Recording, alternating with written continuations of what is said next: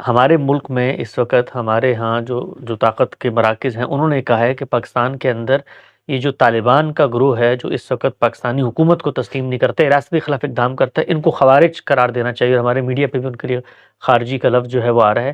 تو حقیقت کے اعتبار سے پاکستان جیسی ریاست جو جمہوری ریاست ہے آپ کے پس منظر میں، اور دستور موجود ہے اور وہاں پر ایک قانون ہے، وہاں پر اگر کوئی بھی گروہ ہو، طالبان ایکس وائی زیڈ، وہ کرتے ہیں تو ان کو پھر ہم خوارج قرار دے سکتے ہیں۔ اس میں تو اور پیچیدگی پیدا ہو گئی، وہ یہ ہے کہ پاکستان کی ریاست اور پاکستان میں قائم ہونے والی حکومتیں یہ الگ الگ ہیں۔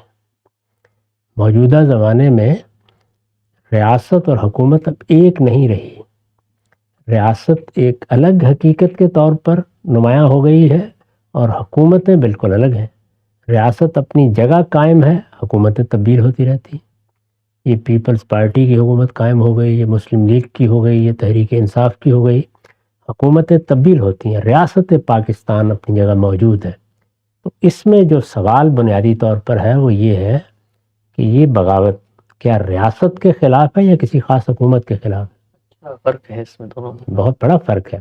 اس زمانے میں بھی اگرچہ روایتوں سے یہ معلوم ہوتا ہے کہ رسول اللہ نے اس میں فرق کیا ہے، یعنی آپ نے مسلمانوں کا جو نظم اجتماعی ہے جس کو اب ہم ریاست سے تعبیر کرتے ہیں، اس کو السلطان اور الجماع کہا ہے، اور اس میں قائم ہونے والی حکومت کے لیے امامت یا امارت کے الفاظ استعمال کیے ہیں۔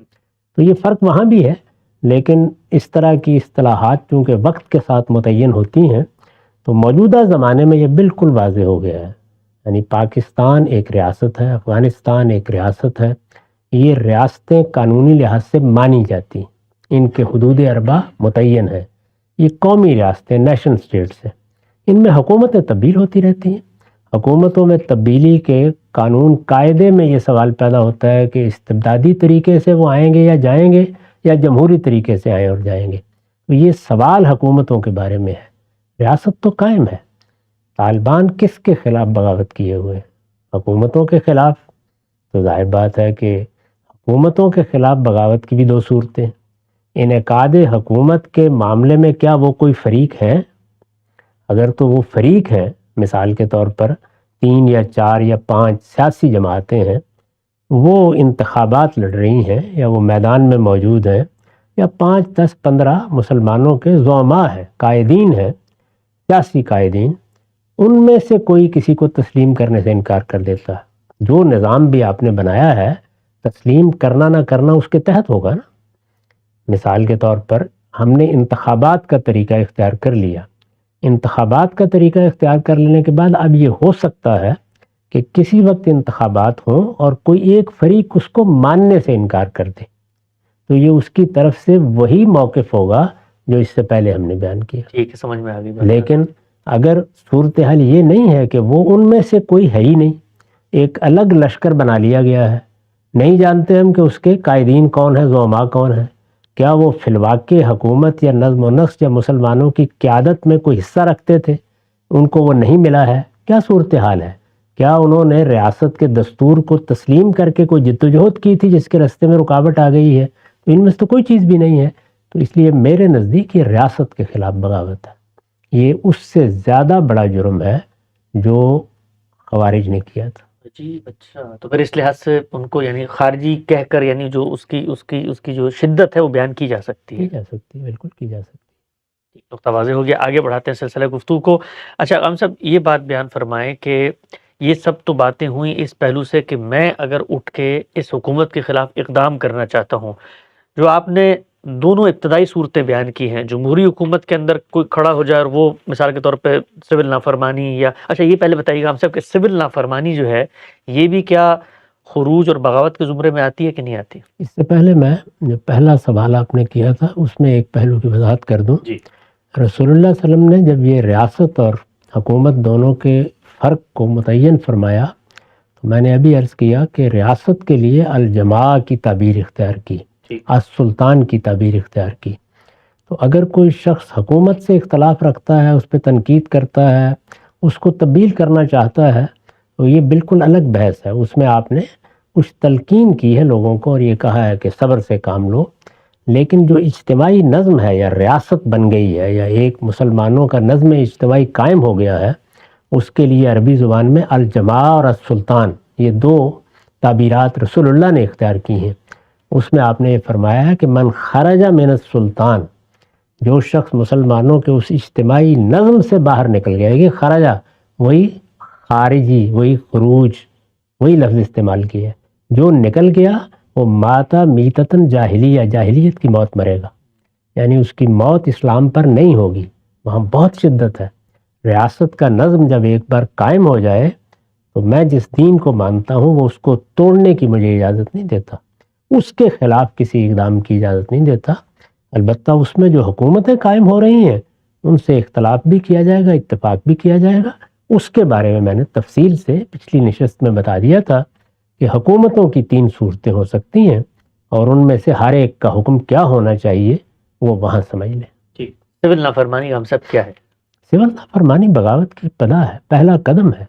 یعنی جب آپ یہ کہتے ہیں کہ اب اس حکومت کے احکام نہیں مانے جائیں گے، اس کو ٹیکس نہیں دیا جائے گا، اس کے واجبات نہیں ادا کیے جائیں گے، تو اس کا مطلب یہ ہے کہ آپ نے حکومت کو یا اس کے نظم کو تسلیم کرنے سے انکار کر دیا۔ انکار کی یہ ابتدا بغاوت کی ابتدا ہے۔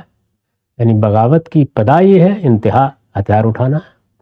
میں نے اسی پہلو سے اس کو میزان میں بیان بھی کیا، تو اب بغاوت ہو گئی۔ جب آپ نے سول نافرمانی کا اعلان کر دیا تو اصل میں آپ نے بغاوت کا اعلان کر دیا۔ ٹھیک، اب سوال ہم سب آپ کی خدمت میں یہ ہے کہ جمہوری ریاست کے اندر کسی نے سول نافرمانی کا اعلان کیا، یا استبدادی وہ ریاست جس کے اندر قانون کی حکمرانی تھی اس نے بغاوت کا اعلان کر دیا، تو اس صورت میں اب تک تو ہم گفتگو کر رہے ہیں اس فریق کے پہلو سے کہ جو خود اقدام کر رہے حکومت کے خلاف، جو حکمران ہیں، اور وہ بھی ظاہری بات ہے اگر اللہ کے ماننے والے ہیں تو وہ کیا ان لوگوں کے اوپر فساد فی الارض کی سزا کا اطلاق کر سکتے ہیں؟ یعنی کیا ان لوگوں نے جمہوریت کے اندر اگر آپ بغاوت کریں تو کیا نتیجے کے اعتبار سے یہ فساد فی الارض بن جاتی ہے، اور استبدادی قانون کی حکمرانی والی حکومت میں اگر آپ مثال کے طور پر بغاوت کریں تو کیا وہ فساد بن جاتا ہے؟ یہ بات تو میں بڑی وضاحت سے عرض کر چکا ہوں کہ جب مسلمانوں کا کوئی نظم امرہم شورا بینہم کے اصول پر قائم ہے، یعنی اس میں یہ مان لیا گیا ہے کہ لوگوں کی رائے سے حکومتیں بنیں گی،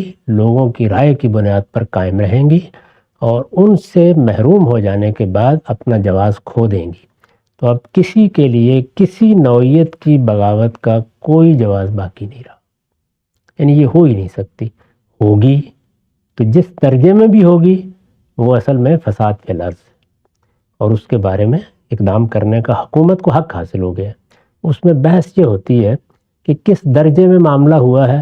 ظاہر ہے اسلام پھر ایک دوسری بات بھی کرتا ہے، اور وہ بات اگر آپ خود فساد فی الارض کی آیت کو دیکھیں تو اس سے بھی واضح ہے۔ اس میں یہ بتایا گیا ہے کہ پہلے مرحلے میں لوگوں کو توجہ دلانی چاہیے، تمرد اور سرکشی کا ارتکاب کرنے والے لوگوں کو کہنا چاہیے کہ وہ اس سے باز آ جائیں۔ یعنی پہلے ہی مرحلے میں آپ ان کو باغی نہیں قرار دے دیں گے، اس میں ایک تدریج ہے۔ جس طرح سے گھر میں اگر مثال کے طور پر بغاوت ہو گئی ہے جس کو نشوز کہتے ہیں، تو اس میں بھی پہلا مرحلہ کیا ہے؟ فیضوہن۔ یہاں پر بھی آپ دیکھیں سورہ مائدہ میں تو پہلا مرحلہ یہ ہے کہ ان کو ریاست کے نظم کو تسلیم کرنے پہ آمادہ کیا۔ اس میں یہ بتایا ہے کہ اگر وہ تسلیم کر لیں تو انہوں نے ہتھیار بھی اٹھا رکھے ہوں، اس نصیحت کے نتیجے میں پھر ان کے خلاف کوئی کارروائی نہ کی جائے۔ اگر کوئی جرم انہوں نے کر دیا ہے تو وہاں تک معاملہ رکھا جائے۔ اس سے آگے بڑھ گئے، اور اس سے آگے بڑھ کے انہوں نے کوئی اقدام کر دیا، ایسا اقدام کر دیا جس میں لوگوں کی جان مال یا آبرو کو خطرے میں ڈال دیا، اب آپ اس کو فساد فی الارض کی سزا دے سکتے ہیں۔ وہ بھی اسی صورت میں جب تنبیہ کے نتیجے میں وہ باز نہ آئے، اپنے تمرد پر قائم رہیں۔ اس میں بھی یہ بتایا گیا ہے کہ جو اقدام انہوں نے کیا ہے اس اقدام کے لحاظ سے سزا کم بھی ہو سکتی ہے، زیادہ بھی ہو سکتی ہے۔ تو اس میں آپ کے علم میں ہے کہ 4 سزائیں قرآن نے بیان کی ہیں، اس میں انتہائی سزائیں بھی ہیں اور انتہائی کم تر سزائیں بھی ہیں۔ وہ جو کم تر سزا ہے وہ ہے او ینفو من الارض، یعنی ان کو پھر جلاوطن کر دیا جائے۔ ظاہر ہے موجودہ زمانے میں اب جلاوطن کرنا آسان کام نہیں ہے، تو آپ کہہ سکتے ہیں کہ اس کی ایک صورت یہ ہے کہ آپ نے جیل میں ڈال دیا۔ تو اس میں خود قرآن نے ایک ترتیب اور تدریج قائم کی ہے کہ آپ یہاں سے شروع کریں گے اور یہاں تک جا سکتے ہیں۔